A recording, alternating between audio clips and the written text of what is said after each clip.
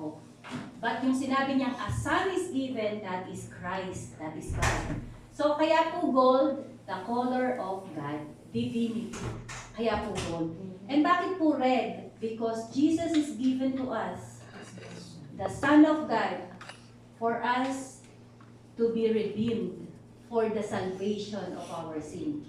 At yun po yung kanyang dugo that represents the blood of Jesus.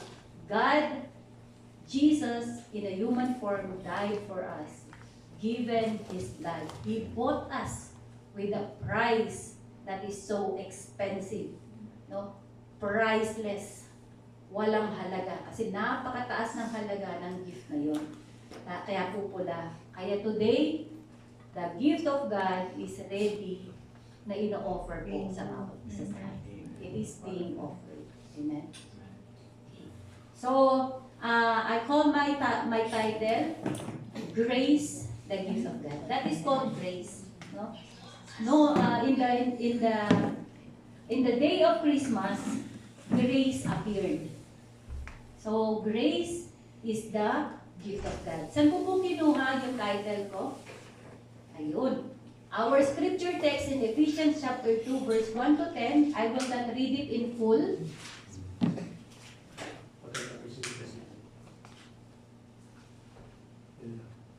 Okay. Nagbe-blink. Pangit, pass. Masakit sa mga. Okay.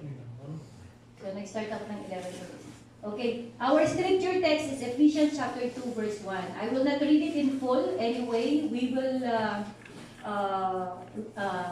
tackle it verse by verse as we go or move on to our message.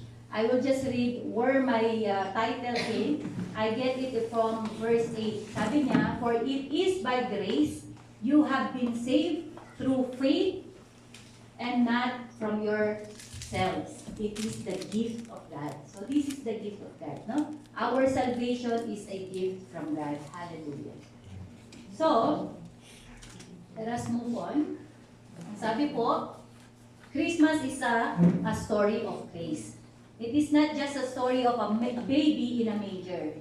Yung baby na lagi natin inaalala kapag Christmas. Kaya nga po yung iba may Santo Niño pa, hindi na lumaki yung kanilang Diyos.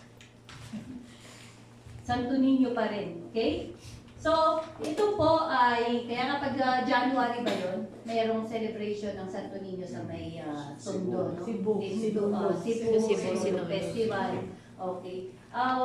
Ito po ay nagre-represent na lang sa atin. We are no longer worshiping Santo Niño because lumaki po yung ating Diyos at siya nga po ay ibinigay ang kanyang buhay para sa atin. Okay? So, Christmas is not just a story of a baby in a manger. It is a story of a grace wrapped in flesh. Okay? God is stepping into our world because man could not save himself. That is the reason. Amen? So, this is why heaven announced at Jesus' birth, good news of great joy. Yung nagbalita, it is the angel. Sabi niya, good news of great joy. So, it is really, dapat lang, no? It is really meant for us to be joyful during Christmas. So, hindi lang tayo, we are not just joyful, but we are joyfully joyful, no? Bakit? Kasi great joy. Dapat pala talaga may great joy tayo. So now, if we understand what is Christmas all about, we can celebrate Christmas with great joy na. Hindi ka malungkot kasi wala kang bagong damit. Hindi ka malungkot kasi wala kang natanggap na Christmas gift. Hindi ka malungkot kasi malayo ka sa family mo. But you are celebrating it with great joy because grace has arrived. Jesus has arrived. Amen? Jesus is the grace of God that appeared on Christmas Day. So the baby na ipinanganak noong araw ng Pasko ay yun po yung grace na nag-appear sa atin. Okay? He is the cornerstone with the declaration of grace, grace. We will see, natuwa ako sa mga kanta kanina at nagbago na po ang aking text. Okay. Sabi po dyan, bakit ngayon kailangan ng Christmas? Why Christmas is a mass? Because, balikan po natin yung ating text. Ephesians chapter 2, verse 1 hanggang 3. Tingnan po natin, ha? Ito po yung dahilan. Bakit dapat may Christmas? I have only two reasons why there must be a Christmas. Why Christmas is a must. Okay? Sa Ephesians 2, verse 1 to 10, ito po kasi yung kalalagayan natin before Christmas came. Before the grace appeared. Ang sabi dito, and you were dead in your trespass and sin. Amen. So what is our status? What is our state? Dead. Before, then we are dead. Dead in trespass and sin. Dahil sa kasalanan natin, tayo yung mga patay sa harap ng Panginoon. Tayo po yung mga zombie, walking dead. You seem to be happy, partying, working, achieving, or you call it successful ka sa buhay mo, but without grace, you are dead. You are like a zombie walking dead. Amen. What else? Here is your status in the sight of the Lord, in which you used to walk when you conform to the ways of this world, and of the ruler of the power of the air, the spirit who is now at work in the sons of disobedience. So before Christmas came, you are conformed to the pattern of the world. Kung ano yung mga bagay na makamundo, yun ang ginagawa natin. We are under the dominion of Satan. Malinaw po, nasa salita ng Diyos, hindi ako nagsasabi. So yung mga tao, though they are celebrating Christmas, but they don't understand what is grace, they don't receive Jesus Christ as their Lord and Savior, they are still under the dominion of the evil spirit and even Satan himself. Yung pong sons of disobedience. Ito yung ating kalalagayan before Christmas came. Okay? All of us also lived among them at one time. Sino mga tumanggap na kay Lord Jesus Christ? Amen. So dati daw, ganyan din ang kalalagayan natin. Ganyan din yung sitwasyon natin. This is our state before, before Christmas came, no? Palagi, what is our, we are always fulfilling the craving of the flesh and indulging its desires and thoughts. Aren't we like that? We always think about the worldly things, how to indulge our fleshly desires. So kung totoong tinanggap mo ang ating Panginoon, dapat hindi na ganon ang state natin. Because that is the purpose of Christmas. For us to be separated or to be focused is on spiritual matter, spiritual things, than dun sa fleshly desires natin. Kasi sabi kagabi dun sa aming prayer meeting, sabi sa 1 Corinthians chapter 2 verse 14, the thing of the Spirit are foolishness to man, yung natural man, tayo, physical. Mga natural man daw, foolishness sa kanya, yung mga things of the Spirit because he is dead. Malinaw po. Patay pala tayo nung wala pang ating Panginoon Jesucristo. At kahit na dumating na siya, ibinigay na siya, maraming Christmas na nakaraan, unless we receive Him, accept Him as a Lord and Savior, you are still dead. Kaya yung desire ng yung laman, yung desire ng flesh, ang siya pa rin ating nasusunod. Instead, na dapat yung leading na ng Holy Spirit ang siyang nagmamanifest sa atin. So, that is the reason. And also, like the rest, we were by nature children of wrath. Anong ibig sabihin nito? Tayo na yung mga sinumpa. Your state is sinumpa ka na kasi papunta ka ng impyerno. Hell is designed for the fallen angels. But because fallen angels doesn't want to be alone, they are in hell. So what they do? Eto tayo, no? Tinutokso ni Satanas. Gusto ni Satanas hilahin tayo sa kamay ng Panginoon. So eto daw po yung kalalagayan natin. This is our state. Papunta lahat tayo dun sa impyerno. Kung hindi nag-appear itong grace nito. Kung hindi ibinigay itong grace nito. Okay? So, yan ang dahilan because the reason why there is a Christmas, why Christmas is a must, because man cannot save himself. Amen? Malinaw po dun sa ating sinabi, Ephesians 2 verse 1, we are dead in our trespasses. A dead person, kumbaga, dead, no? Sinabi niya dead. Hindi niya sinabing broken, hindi niya sinabing sinful, hindi niya sinabing weak or nag-i-struggle. No. Ang sabi niya dead. Yun ang ating kalalagayan bago pa dumating yung Christmas. You are dead. We are all dead. No? And of course, a dead person cannot rescue himself.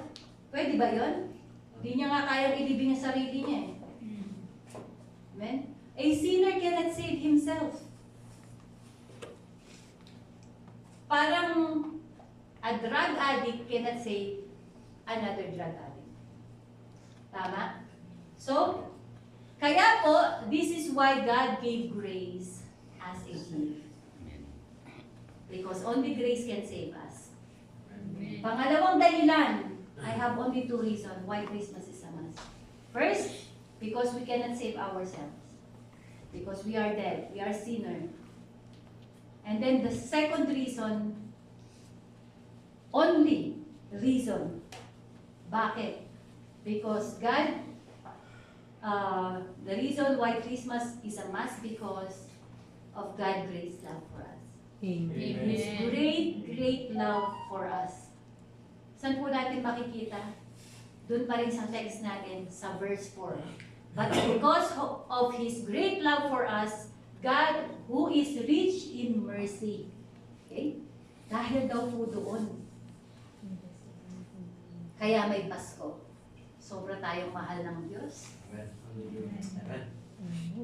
From the creation, nagkasala tayo. Yung love ng Lord sa atin, hindi nawala. And He's always doing, plan. No? May plan na siya lagi No? Dahil sobrang mahal ka niya, ayaw kanyang mapunta sa impyerno, ayaw kanyang malayo sa kanya. He always wanted to commune with you. He always wanted to have a fellowship with you. At syempre, He wanted you to have a life to the fullest. A life in heaven. Amen.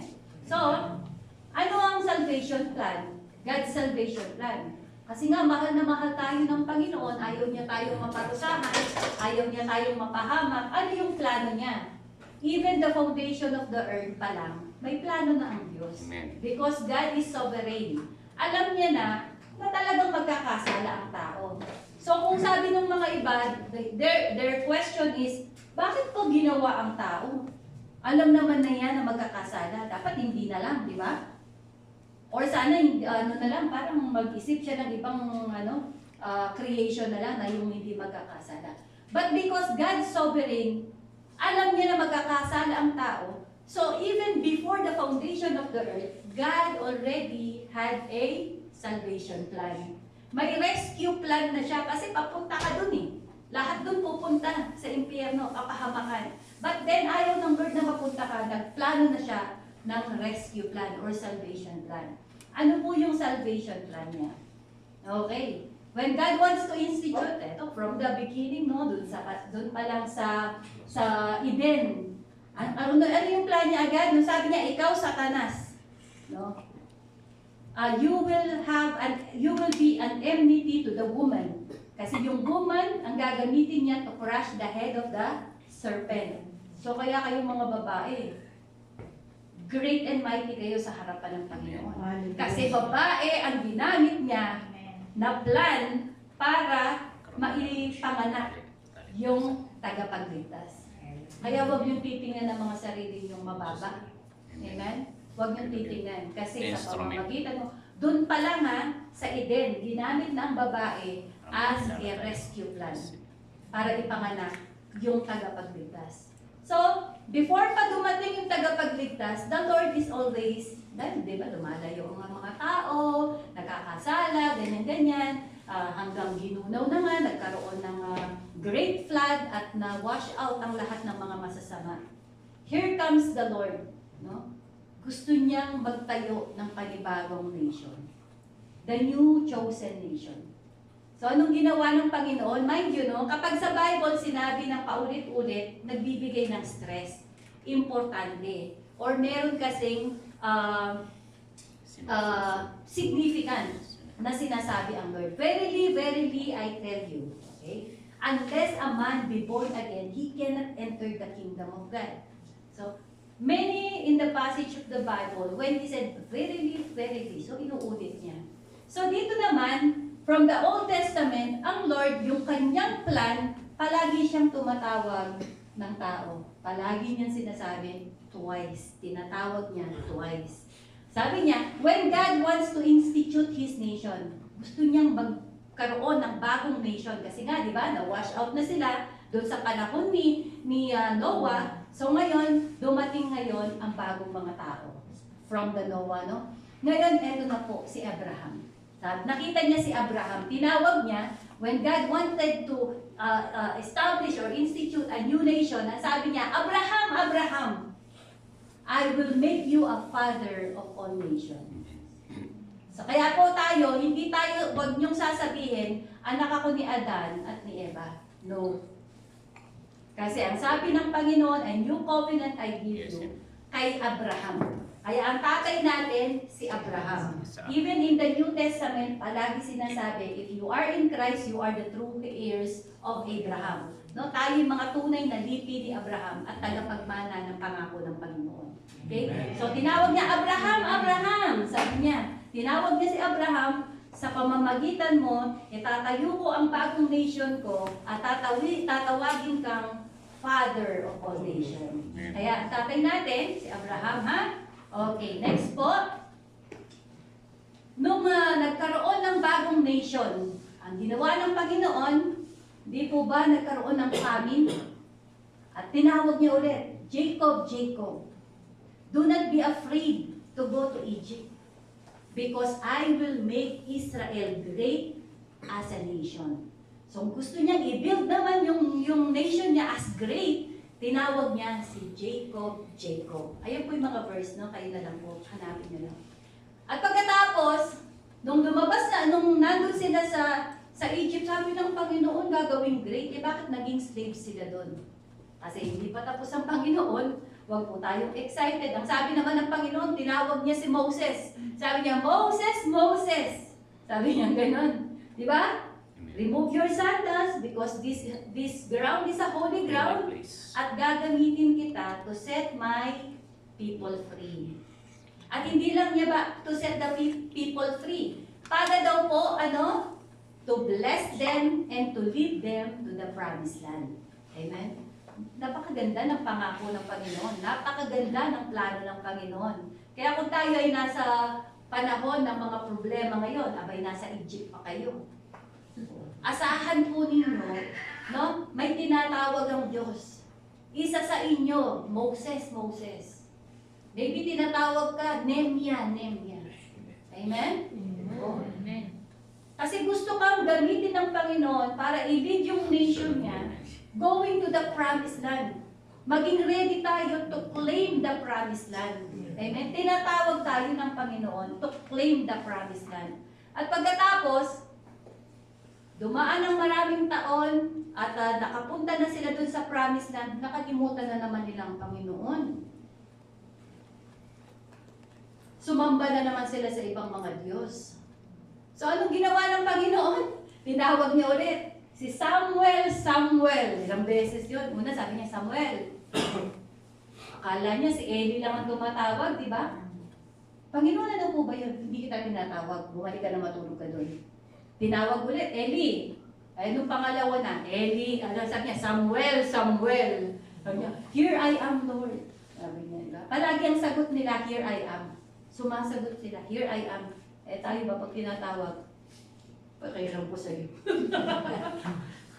Di ba? Ako na naman. Pero dito lahat sila, ang sagot nila, here I am, mandito ako, sabi niya gano'n. Okay, tinawag niya si Samuel, Samuel, kasi gusto niya kausapin muli ang kanyang mga tao. Amen. Okay?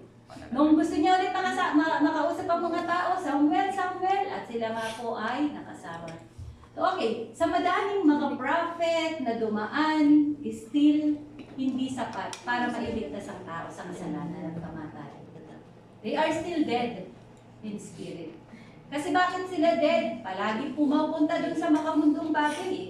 Kasi di po ba yun ang gawain ng tao, natural man, papunta sa makamundong bagay, at the same time, they are under the dominion of Satan.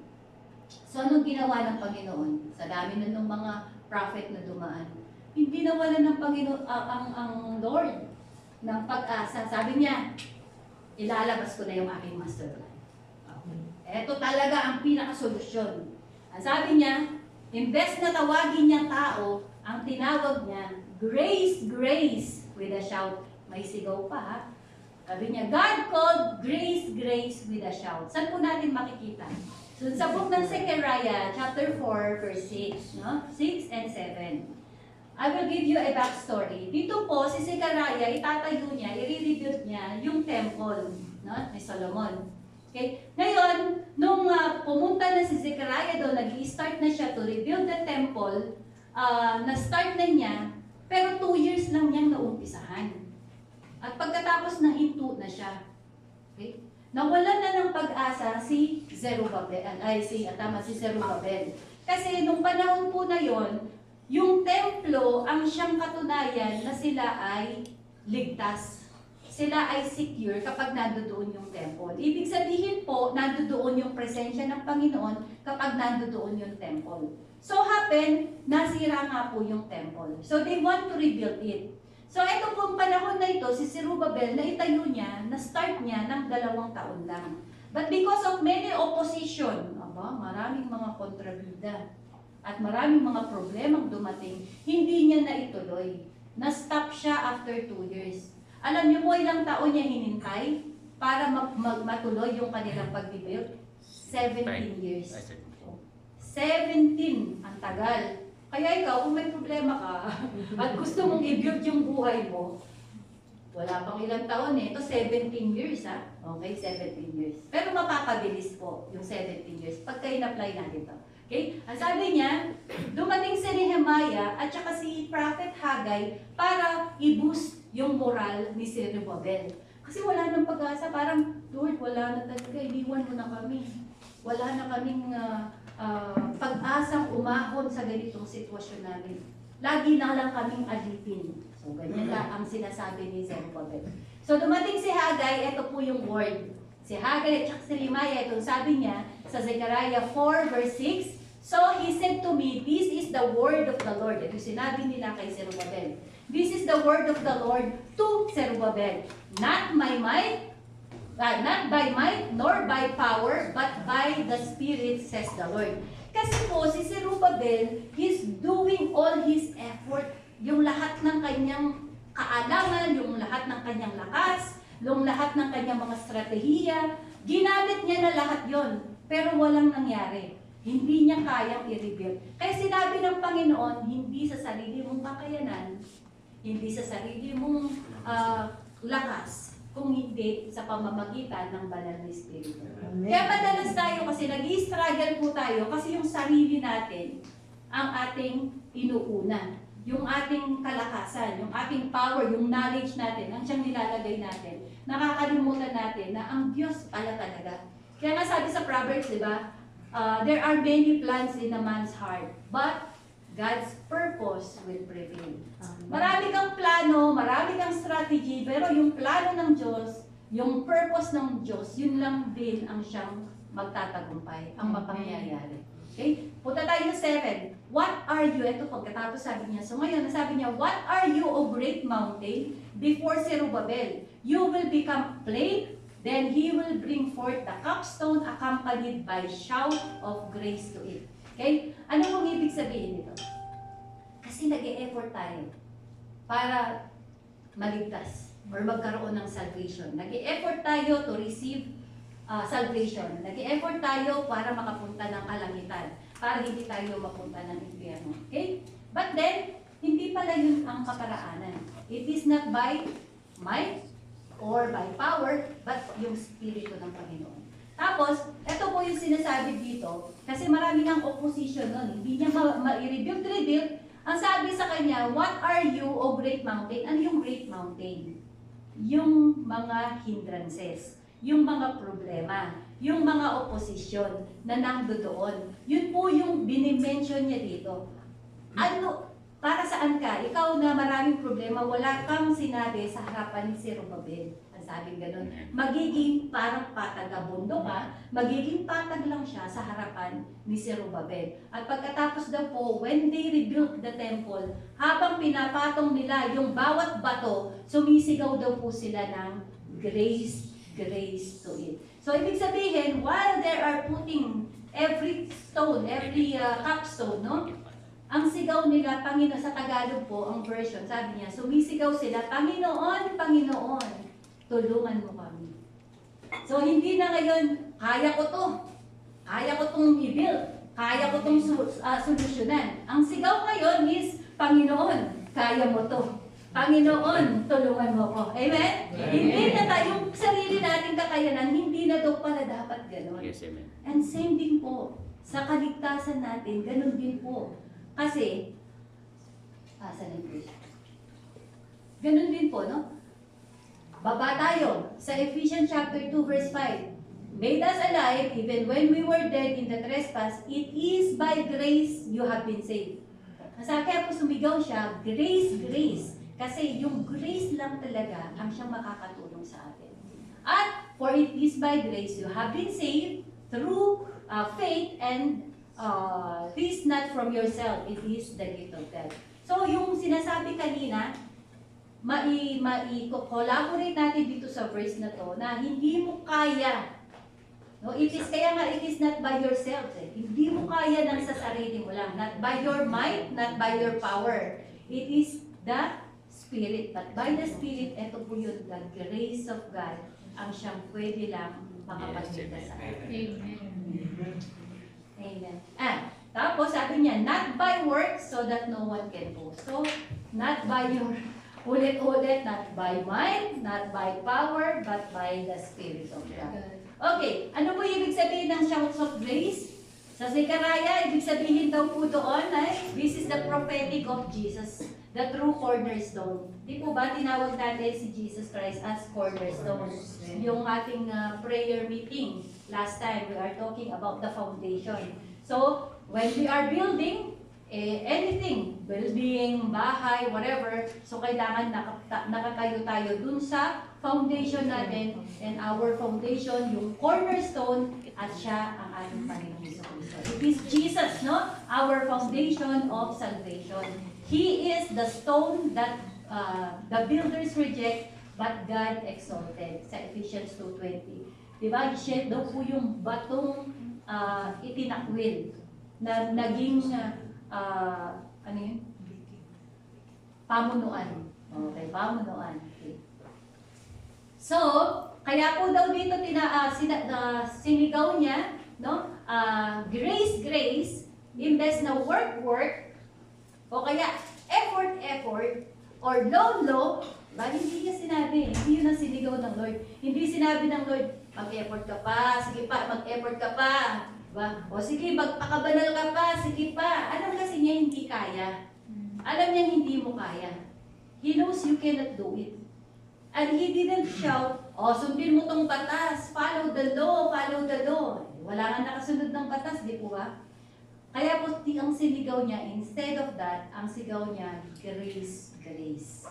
Amen. Why? Because salvation must stand on a corner stone or grace. Okay? Not human effort. Hindi po ng human effort natin. If salvation depend on human ability, the cry would be harder. More. Earn it. Okay. Do it. Hindi yun ang sinabi ng Lord. Sige pa. Kaya mo yan. Konting kempot na lang. Wala pong ganun. Ang sigaw niya, grace, grace. Okay? Bakit? Basahin po natin sa pinaka-last na verse. Ang sabi doon, for from His fullness we have all received grace upon grace. Amen. Diba? Ang sigaw lagi, grace, grace. So from the Old Testament, nakikita natin that grace is not, hindi lang siya idea, kundi siya ay tao. Okay? Pakikita po natin mamaya. Okay. Okay. Sa post-fulfillment of the plan. So, yun ang plano ng Lord, na maligtas tayo, na huwag tayong maparusahan, hindi tayo mapunta sa impyerno, yun ang plano ng Panginoon. So anong ginawa ko? Paano na-fulfill yung plano ng Panginoon? Thank you, Jesus.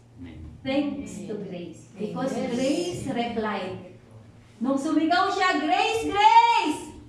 Sumigaw ang Diyos. Sumagot naman si Grace, Here I am, send me. Saan natin makikita yan? Ang sabi po sa Isaiah 6 verse 8, I heard the voice of the Lord saying, Whom shall I send? Who will go for us? And I said, Here I am, send me. Akala po natin, di po ba si Isaiah prophetic siya? Akala natin si Isaiah lang nagsasalita doon. Pero it is a prophetic. Pinapakita dito na si Isaiah is a type of Jesus Christ. Parang si Isaac, type of Jesus Christ. Nung in-offer siya, di po ba? Bilang sacrifice. So siya yung type ni Jesus Christ kasi si Jesus Christ yung lamb. So ito naman, si Isaiah, siya naman yung type ni Jesus Christ as an obedient prophet. Okay? So sabi niya, Grace, Grace, sumagot si Grace, Here I am, send me. So si Isaiah is a type or shadow ni Jesus Christ because long before Isaiah ever spoke those words, the Son in the eternity said them first. Bakit? Yung po kanina sabi ko, bago pa tayo i-create, alam na ng Diyos na magkakasala tayo. Pero, imbes na hindi ituloy ang paglikha sa atin, nag-usap sila. Diba? The Father, the Son, and the Holy Spirit. Siguro ang sabi niya, huwag na natin tuloy. Ano ba? Tuloy ba natin? Ang sagot ni Jesus doon, tuloy mo. Ako, tuloy mo. So, napakabuti ng Diyos, ano? Hindi ka pa nililikha, meron na siyang plano para ma-save ka. Hallelujah. So, okay. So, when the Father asked, whom shall I send? Who will go for us? Jesus answered, Here I am, send me. Amen. He came not only a prophet. Ito yung maganda. Kasi sa Isaiah, he came as a prophet, but then Jesus, hindi lang siya basta prophet. Ano siya? Savior. Hindi lang siya message. Kasi the prophet send the message. Tama? Hindi lang siya nag-send ng message, kundi siya mismo yung message. Hallelujah.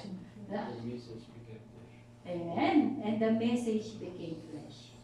So the prophet came para i-share yung message, but then, nung si Jesus dumating, not to share the message, but He Himself as a message. At yung message, nagkatawang tao in flesh. Hallelujah. Napakabuti ng Panginoon. Okay, Christmas in heaven, send me fulfilled. Kaya po, ang Christmas, ang ibig sabihin, fulfillment ng prophecy na send me. Amen. Okay, ni Isaiah. Nakakatuwa. So, yun po, sa Ephesians 2:8 and 9, mababasa natin, kaya po ang salvation is only by grace. Kay grace siya nang galing, hindi sa ating sariling effort, kasi kung ang salvation ay nakadepende sa ating good works, sa ating religion, sa ating behavior, sa ating mga sacrifices, or sa tithes natin, then heaven would not shout grace, grace. Hindi po isisigaw ng heaven or ng Father grace, grace kung kaya pala tayong iligtas ng ating mga sacrifices, ng ating mga good work, ng ating religion. No? So, hindi po niya ginawa yun. Because, man cannot save himself. Never. You cannot save yourself. We cannot save ourselves. Only God, grace can save us. Amen. Next po, ano po yung pangalawa ng fulfillment? Because hindi lang siya sumigaw, hindi lang siya nag-reply na here I am, send me. Naging obedient siya. Obedient po si Grace. Sabi dito sa Titus 2 verse 11 hanggang 13, for the grace of God has appeared that offers salvation to all people. So yung grace nag-appeared. So grace po, hindi siya concept. Hindi po siya idea. Si Grace pala ay tao or persona. He is a person. Grace is a person. And He appeared to all men. Kailan siya nag-appear? During Christmas Day. Yung pong ipinanganak na baby, yun po yung first appearance ng grace in flesh. Amen? At hindi lang syempre, basta siya nag-appear para tayo iligtas, but because para daw po bigyan tayo or turuan tayo, teach us to say no to ungodliness. Kaya pag yung mga bagay na ginagawa, no? Sabi ng word, gawin mo to. Ang sabi ni Grace, tinuruan ka ni Grace, wag, ayaw kong gawin yan. Kasi tinanggap ko na si Grace. Amen? Grace, hallelujah. While we wait for the blessed hope, the appearing of the glory of our great God and Savior Jesus Christ. Amen. So si Paul po, hindi niya sinabi law appeared, hindi niya sinabing religion appeared, hindi niya sinabing good works appeared. Sinabi niya, grace appeared kasi si grace lang talaga ang pwedeng magligtas sa atin. Amen.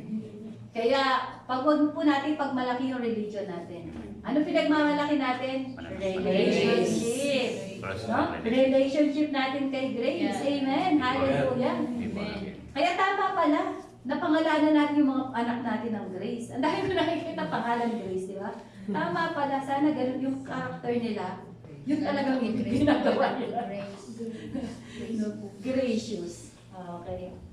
Okay, grace appeared. Grace is not a concept. Sabi ko kanina, hindi siya idea. Grace is a person and He is Jesus Christ. Hallelujah. Si Grace po ang ating Panginoon isa. Okay, Christmas is God stepping into human history. Saying, you could not save yourself or you cannot go up, kaya ako bumaba. We cannot go up. That's why grace come down. That is the grace of God. Hallelujah. Salamat, Lord. Kaya iyak ko nang iyak sa awitan kanina. And of course, because grace, ito pa yung maganda, no? Ito hindi mag-grasp ng mga ibang religion. They cannot grasp it. They cannot understand it. How could a God die? Pwede bang mamatay ang Diyos? No? Because of this, Philippians 2:5 and 8, 5 to 8. Let this mind be in you, which was also in Christ Jesus. Malayo, di ko mabasa.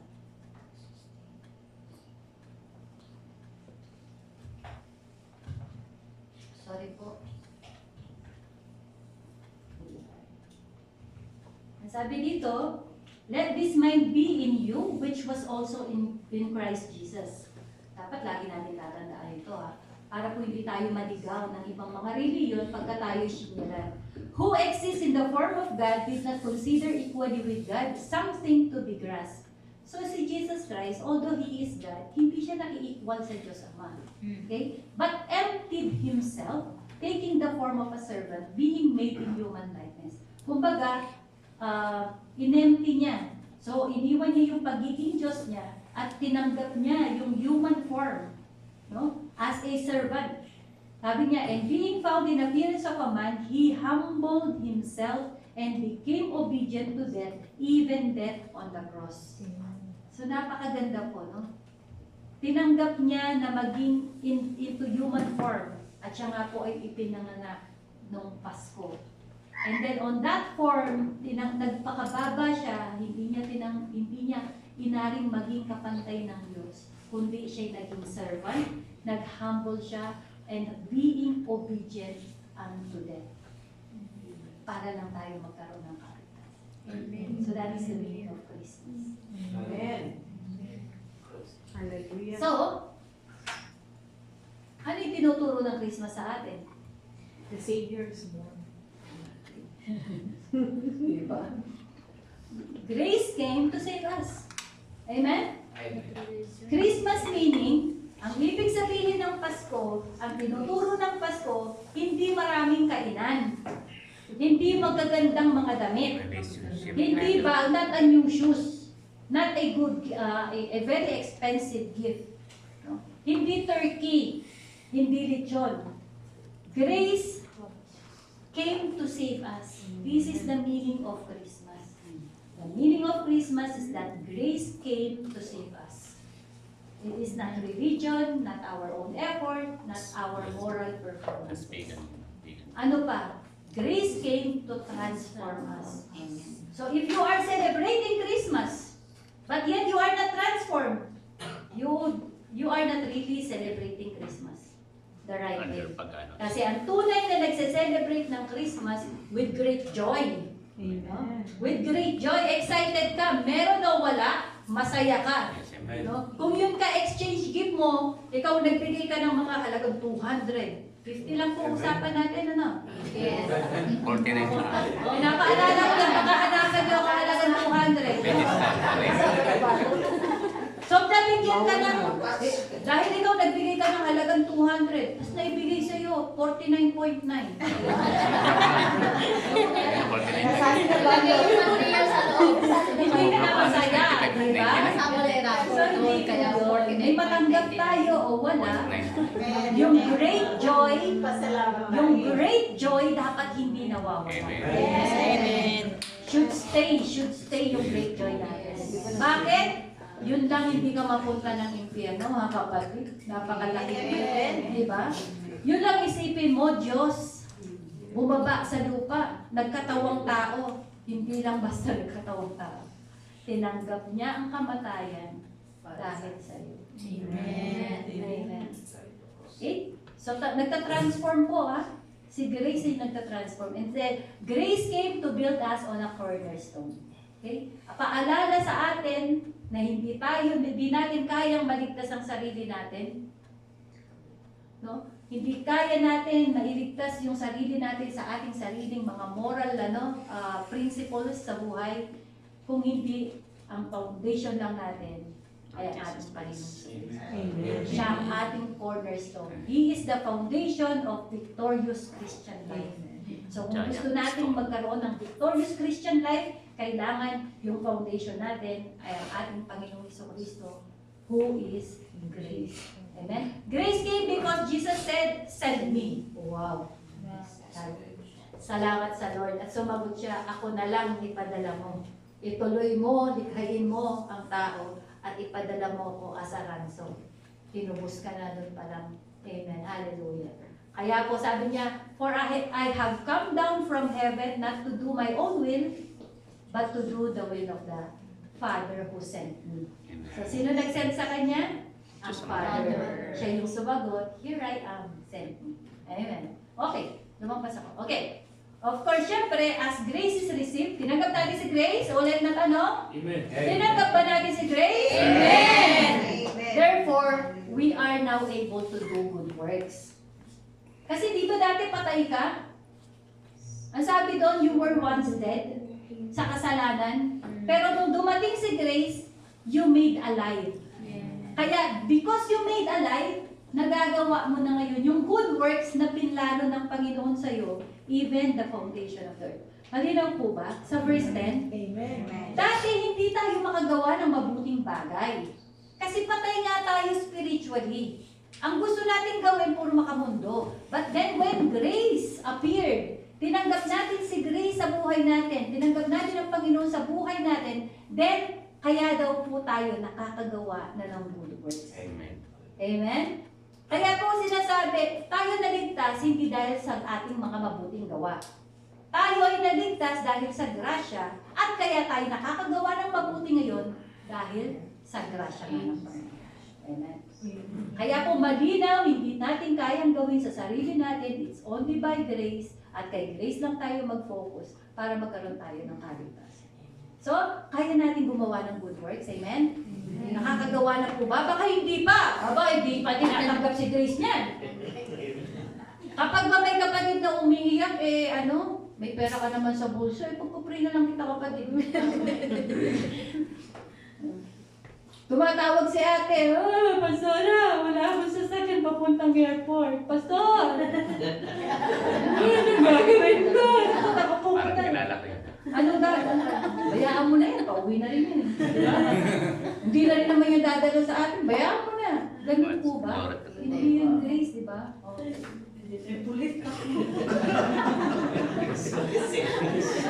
Okay. But you know what? Hindi natapos ang Panginoon sa pagtawag niya ng grace lang.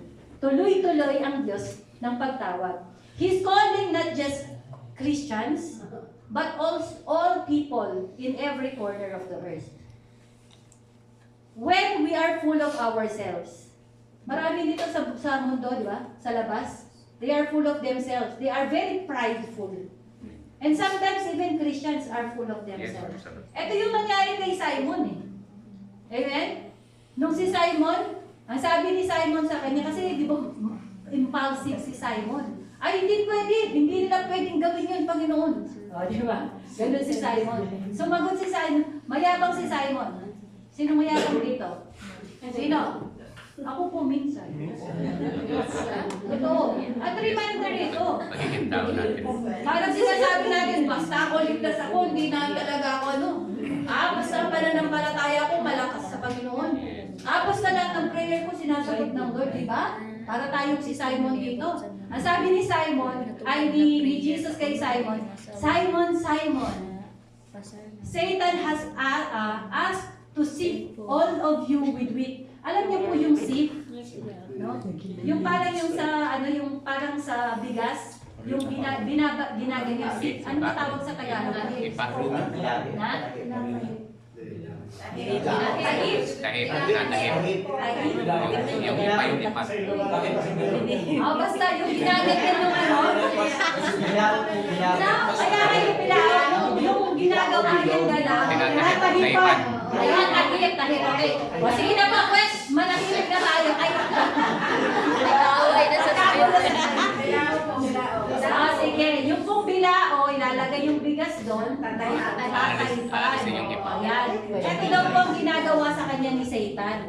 Kasi sinusubukan siya ni Satan kung talaga bang ang pananampalataya mo talaga bang matibay. Sabi niya, but I have prayed for you. So kung ikaw ay mayabang, no? Papaalala ng Lord, Irene, ang yabang mo na. Huwag kang mag-alala, tatagalogin ko, huwag kang mag-alala, pinapanalangin kita, sabi niya, na yung pananampalataya mo ay hindi bumagsak. Maging solid. So kung may mga panahon na ganun tayo, ang sabi niya, pinapanalangin ka. At kung bumagsak ka daw, ang sabi niya, pagbalik mo, mas magiging matatag ka pa para maging kalakasan ng iyong mga kapatid. Napakabuti ng Lord. Kaya ngayon sa araw na ito, sinong Simon sa atin? Di pa natapos doon, when we are occupied with many things. Occupied ba tayo? May overtime pa ako doon kasi yung anak ko nangangailangan ng tuition fee. May party doon. Ang dami. Occupied.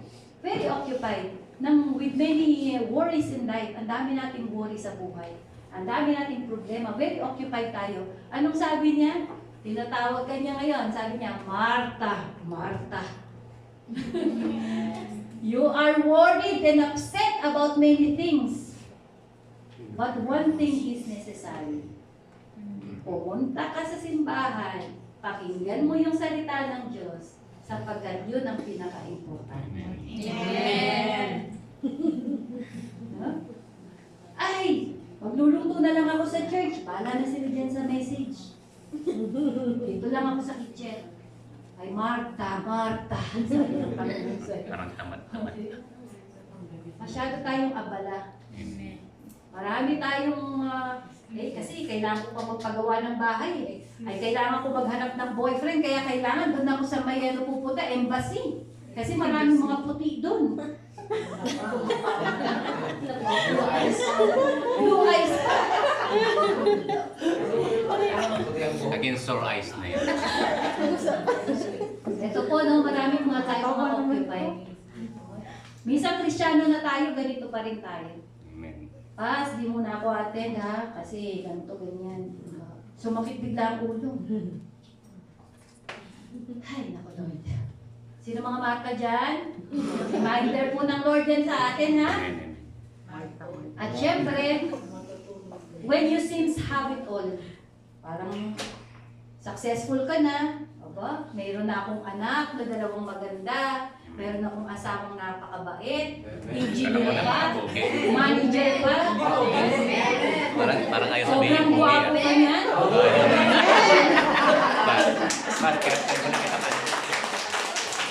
Makakabad pa. At napakaganda ng abs. Parang hindi na totoo yan. Para nagsisinungaling ka naman. Meron ka ng magandang trabaho, Amen. maganda ang sahod mo, Matatag. tama? Or yung iba, merong magandang relationship. Yes. Parang everything seems perfect. Tinawag siya, Saul. Yes. No? Ang pagising. Inigising. Kasi bakit? Hindi ka lang dapat nag-i-enjoy dyan sa kaalaman mo. Saul napakatalino. Yes. Scholar. Lumaki ulo. Mayaman. May posisyon. Famous. Amen? But then, ang sabi ng Lord, huwag kang makontento dyan. Saul, Saul, halika at gagamitin kita to share the gospel sa mga Gentiles. Amen. So, huwag kayong makontento. Kuya Arnold, manager ka na? Amen. May posisyon. Yes. Yung respeto, nakukuha niya. Marami siyang kaibigan. Tama. May talent siya. So, sabi ng Lord, Arnold, Gagamitin. hindi ka dapat lang dyan makontento. Get out from your comfort zone at gagamitin kita to spread the gospel. Amen. Amen. At yun niya ang word sa ating lahat ng Panginoon. You can be Simon, you can be Martha, you can be Saul or si Paul. Tinatawag tayo ng Panginoon. Hindi natatapos ang Panginoon. At ano po yung calling? You are called by your name. Jomel, Jomel. Put your name there. Imagining nyo. At ito yung calling ng Panginoon sa atin. Ang sabi niya sa John 20:21. Again, Jesus said to them, peace be with you. Father has sent me, so I am sending you. Arlene, peace be with you. The Father has sent me, and so I am sending you. Sa bawat isa po sa atin na umusap ang Panginoon, this is the meaning of Christmas. Dumating siya, He is sent, so that you can also be sent. Maging blessing po tayo sa iba. Isi-send ka for what? In Mark 16 verse 15 to 18, nasabi niya, go into all nations, no? Into the world and preach the gospel to every creation. Whoever believes and is baptized will be saved. Whoever is not, he is condemned. So, kung naiintindihan mo yung kalalagayan mo, katulad ng sinabi sa Ephesians chapter 2 kanina, na kapag hindi ka tumanggap sa Panginoon, saan ang punta? Business. Ayaw mo nun, di ba? Yes. So, itong tawag ngayon sa iyo, kaya ka tinatawag ng Panginoon, the Lord is sending you so that people will not perish. Let us share grace. Let us share the gospel of grace. Let us share the gospel of Christ para maraming maligtas. Amen. Hallelujah. So, last po, balikan natin yung shout of grace. No? Hallelujah. So, Christmas, hindi lang dumating si grace for you to be saved. Para mapunta ka dun sa kalangitan. Para magkaroon ka ng buhay na walang hanggan. Kung hindi, Jesus came and for you to be saved from sin and death. Also, God wants you God wants to fix every area of your life. Lahat ng area. Kasi yung iba, kontento lang sila, ay tinanggap ko si Lord Jesus Christ, basta sa langit ang punta ko. Pero palagi ko itong inuulit. Dito sa lupa, ang daming struggle. Hindi yan ang design ng Lord sa atin. Bakit ba siya pumunta? Nire-redeem ka nga niya. Na? Dahil in the first place, sa the Garden of Eden, He wants you to dominate the earth. You will be dominating the earth. Ibig sabihin, ikaw ang namumuno. Ikaw ay dapat nakaka-experience na magandang buhay. Kaya po, dahil hindi mo kaya because of sin, pinadala nga niya po dito si Grace. Grace has sent to us so that maayos yung buhay natin. First, of course, it is not by your own mind, not your own power, hindi sa sarili mong talino, hindi sa sariling abilidad. No? Kaya ka nagkakaroon ng magandang buhay. Okay? This is kanina tapos na po tayo dun sa sa salvation. Ito na yung buhay natin dito sa lupa. Okay? I-apply po natin. So, hindi dahil matalino ka, gumraduate ka ng summa cum laude, hindi dahil may backer ka, hindi not because you are pretty, no? Pleasing personality, di ba? Kaya ka natanggap dyan. No, it's not about that. It is only by the Spirit of the Lord. You are being blessed because the Lord wants to bless you. Amen? Amen. And sa 7, if you are facing problems sa panahon ngayon, ang sabi niya, what are you, O great mountain? So parang sasabihin mo, it is my declaration, whenever I'm using this verse as my prayer, ganito po yan. Lord, you said, not by might, not by power, but by your Spirit. Diba? And then I will face the problem. What are you, my problem? What are you, O great poverty? Great, no? Malaki.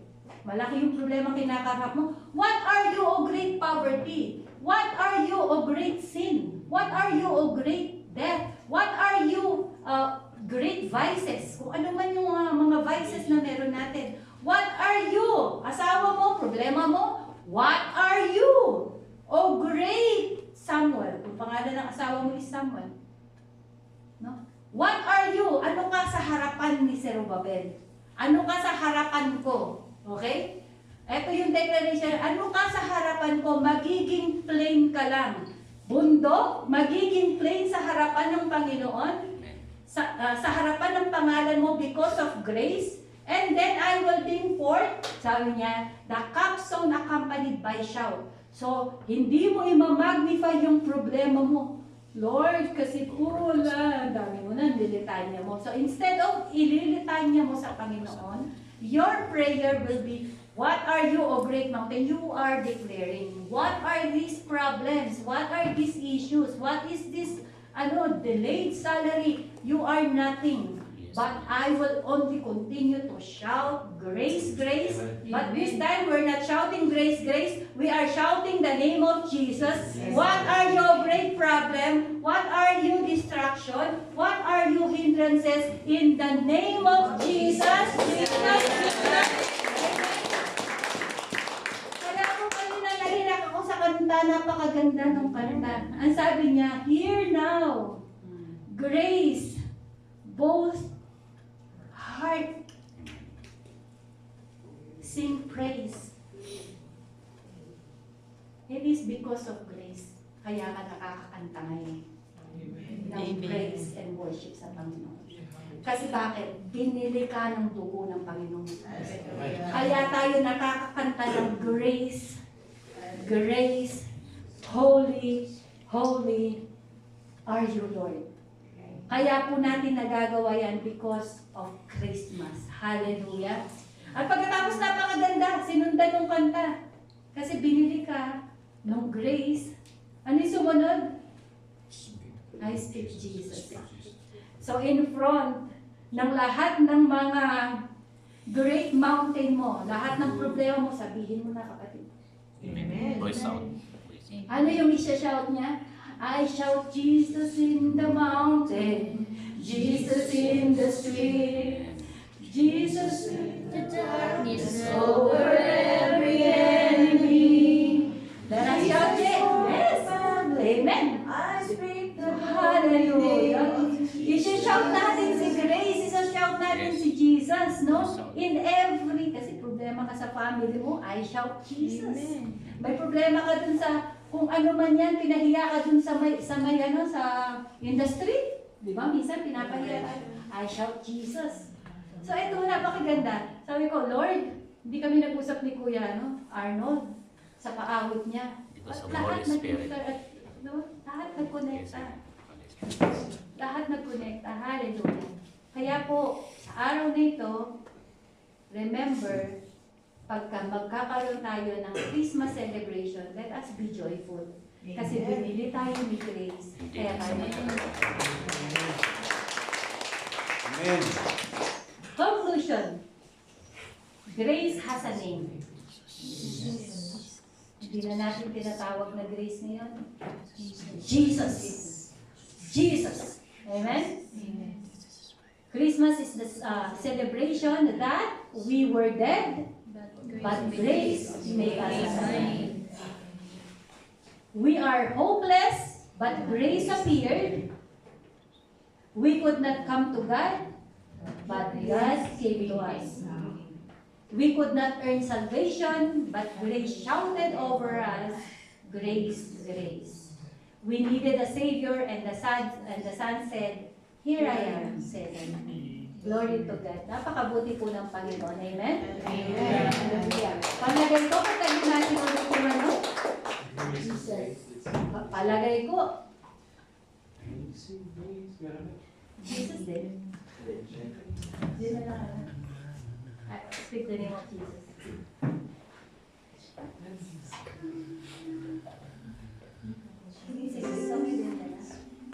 Sige, kantahin daw po natin yung tayo-tayo. Kantahin natin yung Amazing Grace. Bakit po? Habang kinakanta natin, this is a reminder kung ano yung sitwasyon natin before. Tapos dumating si Grace sa buhay natin, ang ating Panginoong Jesucristo, which is amazing grace. Kaya po tayo ngayon nakakapagpuri sa Panginoon